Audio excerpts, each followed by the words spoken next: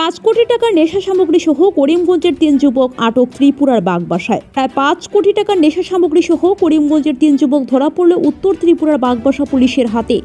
গোপন খবরের ভিত্তিতে রবিবার সকালে বাগবাসা থানার পুলিশ আসাম থেকে ত্রিপুরায় প্রবেশ করার একটি নম্বরবিহীন বলেরো গাড়ি তল্লাশি করে এই সাফল্য পায়।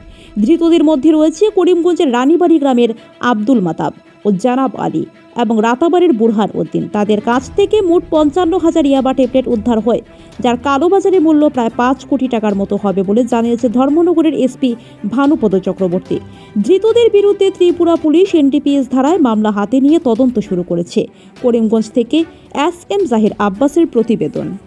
আজকে ওসি বাগবাসার কাছে গোপন সূত্র খবর এসেছিল যে একটা নতুন বোলেরো গাড়ি, যেটার মধ্যে এখনো নাম্বার পড়েনি, সেই গাড়িতে করে আসামের দিকের থেকে নিষিদ্ধ মাদকদ্রব্য আসছে। এই খবরের উপর ভিত্তি করে ওসি বাগবাসা আউটপোস্ট গাড়িটাকে ডিটেইন করেছে।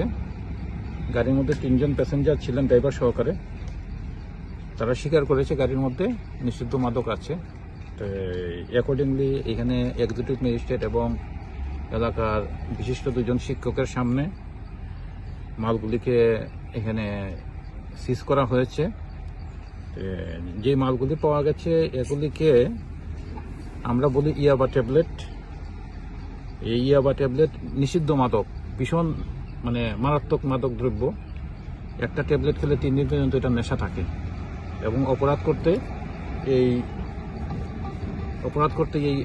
মাদকটা খুব বেশি পরিমাণে ইউজ হয়। টোটাল মাল পাওয়া গেছে 55,000। ওপেন মার্কেটে এই মালগুলি বিক্রি হয় না, এই মালগুলি মায়ানমারে তৈরি হয়। দাম হবে প্রায় 5 কোটি টাকার মতো। তো বাগবাসাতে একটা কেস হয়েছে, এরা 3 জন অ্যারেস্ট হয়েছে, গাড়িটাকে সিজ করা হয়েছে, ইনভেস্টিগেশন চলছে। স্যার, যাদেরকে আটক করা হয়েছে তাদের নাম আব্দুল লতা, তার বাড়ি রানীগ্রাম করিমগঞ্জ; বুরহান উদ্দিন, তার বাড়ি রাতাবাড়ি করিমগঞ্জ; জুনাব আলী, রানীগ্রাম করিমগঞ্জ। 3 জনের বাড়ি আসাম। আর গাড়িটা হলো বুরহান উদ্দিনের। গাড়িটা কোথা থেকে কোথায় যাচ্ছিল স্যার? এটা আসামের দিকে থেকে আসছিল, আগরতলার দিকে যাচ্ছিল।